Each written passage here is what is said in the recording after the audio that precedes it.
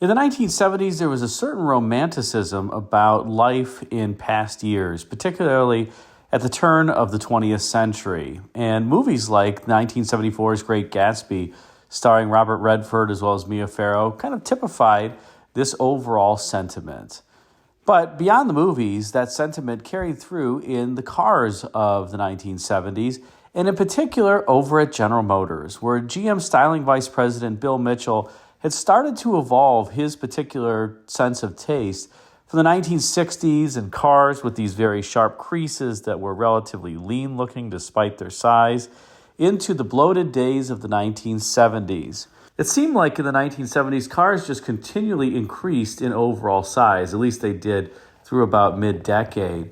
But over at General Motors, there were some styling trends that were afoot. One of which was the love of the four-fendered theme. Now, if you go back to some of the classics like this Packard of years past, they clearly had four distinct fender forms. And a lot of the beautiful cars of the 1930s, when automotive design was just starting to really germinate, have that beautiful four-fendered look to them. And GM Design Vice President Bill Mitchell had some level of romanticism about that four-fendered look, and it started to permeate throughout General Motors' lineup. For example, take a look at the 1971 Eldorado and its design. You notice it has a distinct front fender form, but it also has a little bit of that rear fender form, where the rear fender kind of begins with that trim piece that you see on the rear quarter panel and then extends rearward from there.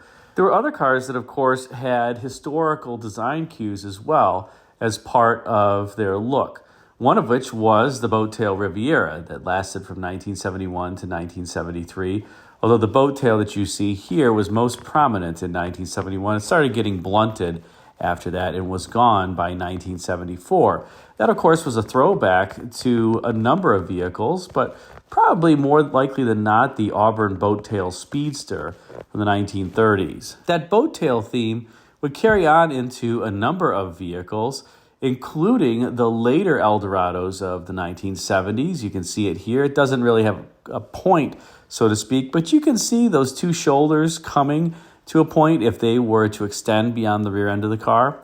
And similarly, the redo of the Grand Prix in 1971 gave that car a little bit of a boat tail rear as well.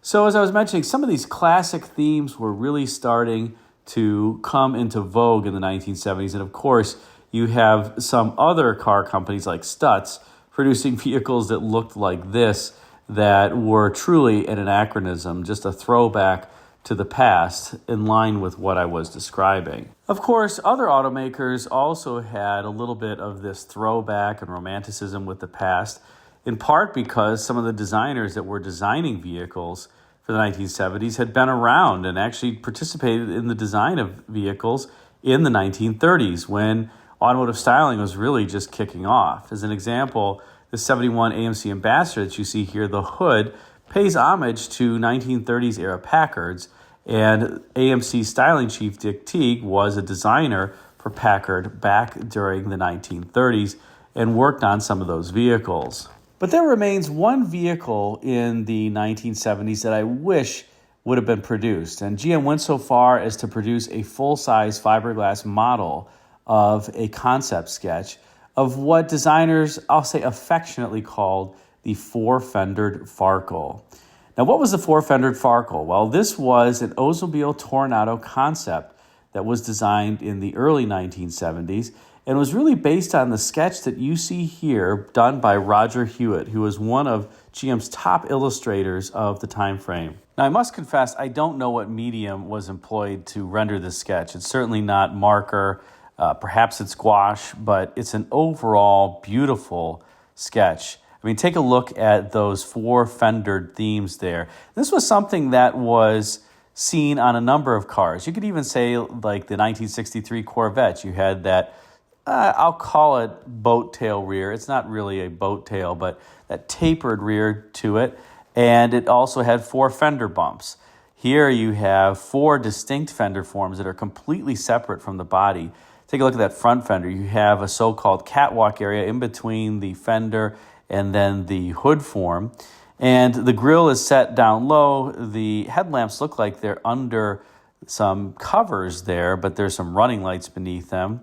And you have some other typical GM design themes, at least on concepts during this period. Notice that windshield has that split running down the middle of it. You kind of have this crease that runs the entire length of the car. You can see it up there on the hood, runs up through the windshield, runs over top of the roof. Can't quite see it on that boat tail-like rear, but my guess is that it's there in this sketch. And then, of course, you just have the beautiful detailing on this sketch. Notice that you have kind of cooler colors up top in the sketch and then warmer colors on the bottom, just giving the sketch some dimension. All the reflections that are included in the body of the vehicle. Look at the reflections in the front fender as an example and how they just entirely go across the vehicle. It appears the car is rendered on a surface that resembles the Bonneville Salt Flats with the light source behind it, kind of at the top left of the painting, and hence it's casting this shadow toward the bottom right of the painting, and you also get these reflections from that ground in the body itself. I mean, what amazing detailing. Take a look at those kind of turbine vane hubcaps as well that have the throwback kind of single nut, if you will, center element to the wheel disc, just like a number of classic vehicles used to have. They used to have that single nut to get the wheel on and off. So this car has so many classic romantic cues, from the four fenders to that boat tail to the single wheel nut. Maybe one could say with those thin vertical bars in the grille beneath that kind of pointed, filleted surface there that forms the front of the car. It's got a little bit of an inverse cord coffin, cord 810, 812 design. If you flip that the other way around and inverted the top of the hood and the bottom of the front of the car, it would kind of look a little bit like that. But just an overall gorgeous rendering, and it clearly inspired Oldsmobile's designers and the advanced studios at the time for General Motors, because as I said, they actually did a full-size fiberglass model, which you can see here. Now, if this isn't wild, I don't know what else is. And you can see it's pretty true to the sketch in terms of the tapered hood form in the front, the bow tail in the back, the distinct four fenders. I love how those kind of bulge outward toward the middle of the fender and then taper to the front and the back. And it's very similar at the front and the rear, whether you're looking at the front fenders or the rear fenders, they all look quite similar.